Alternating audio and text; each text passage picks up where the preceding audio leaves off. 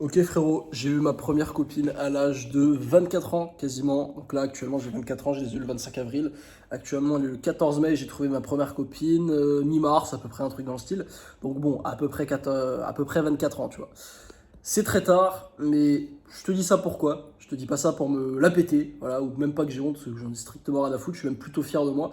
Parce qu'en fait je suis la preuve vivante que tu peux être un mec qui n'a pas eu de date avant ses 23 ans, car oui, pareil, mon premier date, je l'ai eu à 23 ans, je te le dis clairement, j'en ai rien à branler. On peut être un mec qui a eu très peu d'expérience avec les meufs, et qui pourtant réussit à s'en sortir très rapidement. Et ça, c'est grâce à une chose qu'il faut que tu te mettes dans la tête si toi t'es un mec, que t'as peu d'expérience et que tu stresses un petit peu, etc. Les meufs s'en foutent littéralement de ton passé. Je le répète, les meufs s'en foutent littéralement de ton passé. Et même plus important que ça, elles n'ont pas à connaître ton passé. La meuf là, avec qui je sors, elle est persuadée, dans sa tête, depuis qu'on sort ensemble, que je suis un giga Chad, ce qui est le cas aujourd'hui. Mais elle est persuadée que je suis un giga Chad depuis 2-3 ans, tu vois. Elle est persuadée que j'ai serré plusieurs dizaines de meufs depuis que je suis arrivé au Paraguay, parce que là je vais au Paraguay actuellement, quand tu te demandes, bon là on voit pas trop. Attends, je vais te montrer un petit peu parce que c'est plutôt stylé quand même. Pour ceux qui aimeraient s'expatrier au Paraguay, comme ça je vous montre un petit peu la vue. Bon là je suis dans un petit studio plutôt sympatoche, pas trop cher. Tiens, je te montre un petit peu, hop, ici, donc je suis au Paraguay dans une petite ruelle, il y a le petit voisin. Bon bref, il y a quasiment rien à voir, mais on s'en fout, je voulais juste te montrer. Et oui, la meuf, elle est là, elle se dit, bon bah, enfoiré de moustique, tu rentreras pas. La meuf est persuadée que je suis un gigachad en fait, depuis les années 80. Et moi je lui dis, en plus je lui ai dit pour rigoler, alors un peu pour tâter le truc, parce que du coup quand j'ai fait ma première fois du coup avec elle, j'ai fait ma première fois avec cette fille-là, elle a kiffé, c'était la meilleure de sa vie, elle avait eu un mec avant moi, donc seulement, et ce mec était une merde en sexe en fait. Le mec ne lui avait jamais mis un doigt, lui avait jamais rien fait de, comment ça s'appelle, de oral, voilà, tu vois ce que je veux dire. Je vais éviter pour YouTube, ils vont pas trop apprécier. Et elle m'a dit, putain, c'était la meilleure fois de ma vie. C'était ma première fois. Et du coup, je lui dis en mode blague, tu vois, à un moment donné, je lui dis, non mais chérie, sérieusement, t'es ma première fois. Elle se fout de ma gueule et fait, ah, c'est impossible, je te crois pas, machin, machin. Et en fait, pourquoi? Parce qu'elle s'en fout. La vérité, c'est même pas qu'elle me croit pas, c'est qu'elle s'en fout. Elle a pas envie de me croire, en fait. Elle a pas envie de croire que je suis un mec sans expérience quand je suis sorti avec elle. Elle a pas envie de le savoir. Les meufs, elles veulent être avec un giga Chad. Elles veulent être avec un mec qui a de l'XP, un mec qui est chaud. Mais je sais ce que tu vas me dire, oui mais Samy du coup, bah au final les meufs c'est toutes des connasses parce qu'elles veulent être avec un mec qui a de l'expérience, etc. Oui mais en fait c'est ton rôle à toi de ne pas trahir que tu n'as pas d'expérience. C'est ce que j'ai fait avec toutes les meufs que j'ai date.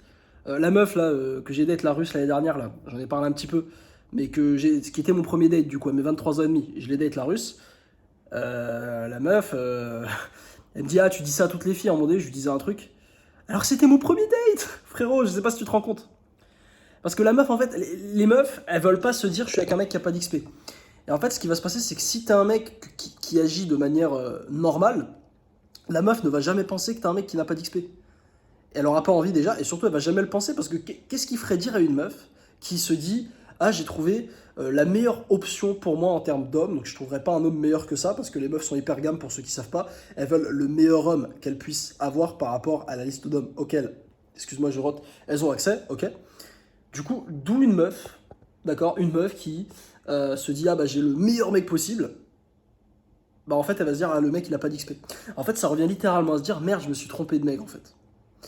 Et en fait avant que tu te plaignes et tout, on s'en fout parce que t'as pas besoin.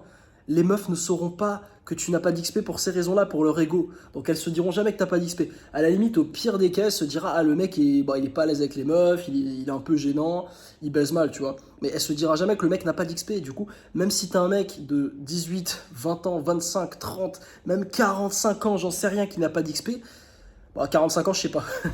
Mais même à 30 ans qui n'a pas d'XP, bah en fait, ça va rien changer. Donc en fait, les meufs s'en foutent de ton passé, gros. Que tu n'aies de l'XP ou pas, elles s'en foutent. Donc ça, c'est la première chose qui devrait te rassurer si toi, que t'es arrivé à un âge où voilà, t'as jamais eu de meuf et que tu commences à stresser. Comme moi, c'était le cas, honnêtement, quand j'ai commencé à taper les 23 ans. C'est pour ça que je me suis un peu bougé le cul. Donc voilà. Et surtout, deuxième chose la plus intéressante qui va, je pense, te donner un petit peu d'espoir, c'est qu'en fait, c'est beaucoup plus simple qu'on ne le croit. Frérot, là, je suis passé en l'espace de quelques mois d'un mec, comme je t'ai dit, puceau, qui n'avait jamais rien fait avec une meuf, à avoir eu plusieurs dizaines de dates, à avoir ramené des filles à la maison chez moi le premier soir. J'en ai ramené deux, dont une qui est devenue ma meuf. Et ouais, en fait, je suis à un stade où même j'ai découvert le secret de Tinder. Voilà, je tapais des plus 99 matchs. J'ai appris à sexualiser dans des conversations. Tout ça en l'espace de 2 mois, en fait. Donc je suis passé du mec niveau zéro avec les meufs en 2 mois à un mec qui a le niveau de gérer n'importe quelle meuf, enfin n'importe quelle meuf. Évidemment, je vais pas te dire que je gère les mannequins, tu vois, contrairement aux coachs en séduction qui te demandent tout le temps, mais moi je vais pas gérer des mannequins, tu vois. Mais je peux gérer des meufs qui me plaisent, enfin, parce que c'était ça le problème aussi que j'avais pendant des années, c'est que toutes les meufs que j'arrivais à gérer, à qui je plaisais, elles me plaisaient pas. Donc enfin, je suis devenu ce mec-là. Et pourquoi je suis devenu ce mec-là? C'est parce que j'ai travaillé sur moi pendant des années. C'est parce que je suis devenu un mec attirant physiquement. Là aujourd'hui, physiquement, bah voilà, je suis pas moche, tu vois ce que je veux dire? Mais ça, c'est parce que j'ai bossé dessus. Pareil, au niveau de ma situation, tu vas me dire, oui, mais Samy, très souvent j'entends ce truc, oui, mais Samy, c'est facile, t'es au Paraguay. Ouais, mais pourquoi je suis au Paraguay? Pourquoi est-ce que je vis au putain de Paraguay aujourd'hui? Pourquoi est-ce que j'ai voyagé en Thaïlande, au Monténégro, dans plein de pays comme ça? Pourquoi est-ce que je suis libre géographiquement? Parce que je me suis bougé le cul. Parce que j'ai été lancer un business en ligne, parce que j'ai fait du YouTube, parce que je me la suis donné. C'est pour ça. Et évidemment que, bah oui, forcément, en France, j'aurais moins de succès, peut-être. D'accord? Même si, bon, j'en aurais quand même, d'accord? Parce que je sais parler aux meufs, c'est bon, maintenant, je gère le truc, tu vois? C'est pas si difficile que ça, d'ailleurs, franchement, pour ceux qui se demandent, une fois que t'as compris le truc. Mais, mec, au Paraguay, oui, forcément que c'est 100 fois plus simple. Et pour toi, là, ça se trouve, t'es derrière cette vidéo, t'es blanc, bah mec, ça va être 99 fois plus simple, en fait, ici. Mais pourquoi c'est plus simple pour moi? Parce que je me suis bougé le cul. Parce que j'ai repris en main mes finances. J'ai pris en main ma vie en fait, j'ai bossé sur moi toutes ces années où je parlais pas des meufs, j'étais pas là en train de me branler, à regarder des vidéos de séduction, 3 conseils pour parler à une fille, et je parlais pas des filles au final parce que j'avais peur. Ce qui était la vérité d'ailleurs, j'avais peur de parler aux filles. Non, j'ai bossé sur moi, je me suis dit, Samy, c'est quoi le plus gros héroïque que tu puisses faire? Là maintenant, t'as pas de meuf, ok, tu parles à aucune meuf en France, etc. J'avais pas envie de me remettre, j'avais fait de l'abordage de rue, j'avais pas envie d'aller en boîte, j'avais pas envie de chasser les femmes comme ça. Je me suis dit, bon, qu'est-ce que tu peux faire qui est le plus gros héroïsme sur les années à venir? Bah, c'est de travailler sur moi. C'est de devenir attirant, c'est de devenir un meilleur homme, c'est de faire un revenu en ligne, c'est de gagner des sommes d'argent qui sont intéressantes, qui me permettent du coup de me barrer dans un pays comme le Paraguay et d'enjoy les Sud-Américaines, parce que frérot, les Sud-Américaines, pour ceux qui connaissent pas trop, comparé aux Françaises, il n'y a pas photo. Franchement, il n'y a pas photo. Les Sud-Américaines ici, que ce soit en termes de libido, que ce soit en termes d'attraction, que ce soit en termes de féminité aussi. Ce que j'aime beaucoup ici, c'est que les femmes sont féminines. Là, ma meuf, elle est hyper féminine. Elle est là, quand elle est à la maison, elle me fait mon lit le matin. Elle me range tout l'appart. Elle m'a trié tous mes vêtements, elle les a triés. Tu sais, elle a trié les pantalons et tout. Moi, j'avais tout foutu en boule, je m'en foutais. Elle a tout trié. Quand elle vient, elle me fait à manger. Quand je veux commander Uber Eats, elle me dit: ah non, non, chérie, c'est un peu cher, vas-y, je vais te faire à manger, c'est mieux.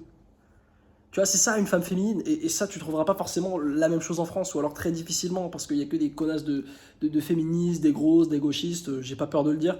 Alors oui, il y a des pépites dans le tas, d'accord, mais disons-le, la majorité des meufs en France sont éclatées en fait. Et c'est pour ça qu'aussi, beaucoup de gens vont pas aimer ce que je dis, ils vont dire: ah, miskin, tu copes, tu veux t'enfuir de la France juste pour que les meufs ça soit plus facile. Alors de un, oui, je te le dis clairement, c'est plus facile pour les meufs quand t'es un Français à l'étranger que si t'es en France. Ça, c'est une vérité. Et moi, je te dis clairement, je suis pas un mec moral, j'en ai rien à foutre de la morale. Moi, je me dis, s'il y a un truc qui peut améliorer ma vie, qui peut la rendre plus facile, eh ben, je vais foncer dessus. Je vais pas me dire: ah non, c'est la honte. Par exemple, le truc que je répète, c'est se tailler les sourcils. Moi, je me taille un petit peu les sourcils pour qu'ils soient à peu près propres. T'as plein de mecs qui vont dire: vas-y, sale PD, va. T'es un PD à tailler tes sourcils. La vie de ma mère, je suis pas un PD, moi. Je suis pas un PD, je fais pas ça. Ok, mec. Moi, tout ce que je vois, en fait, c'est que je taille mes sourcils, je suis plus attirant. Je taille pas mes sourcils, je suis moins attirant. Donc, en fait, je vais le faire.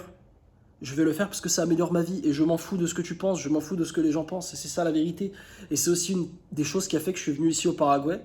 Bah oui, forcément qu'il y avait la gente féminine. Il y a aussi ça qui a joué dans ma décision de m'expatrier, de partir de la France.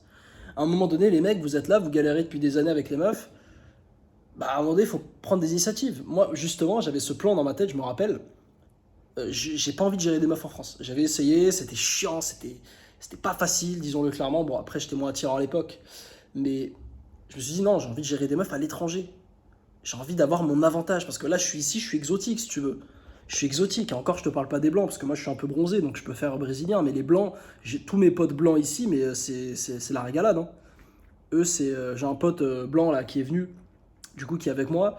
Bah, il a trouvé une meuf lui aussi, mais si tu veux, les premiers mois, c'est 7-8 meufs qu'il a ramené en fait dès le premier mois en fait. Il y en a un autre, il a dû baiser, je crois. Putain, il a baisé combien de meufs en un mois? Putain, je sais plus, mais depuis qu'il est arrivé au Paraguay en septembre, il a dû baiser plus de 100 meufs ici, en fait, juste pour te dire à quel point c'est niveau beaucoup plus facile, en fait. Alors évidemment que si t'es un mec éclaté et que tu vis au Paraguay, ça marchera pas. Et encore, même si honnêtement, tu pourras trouver des meufs. Mais bref, là où je veux en venir, c'est demande-toi qu'est-ce qu'il y a le plus gros ROI que tu puisses faire aujourd'hui.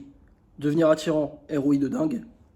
Devenir libre financièrement, géographiquement, ROI de malade aussi. Et surtout, ne jamais oublier que les filles, elles s'en foutent de ton passé, parce que c'était le sujet de la vidéo, je me suis égaré. J'adore faire des... Comment ça s'appelle?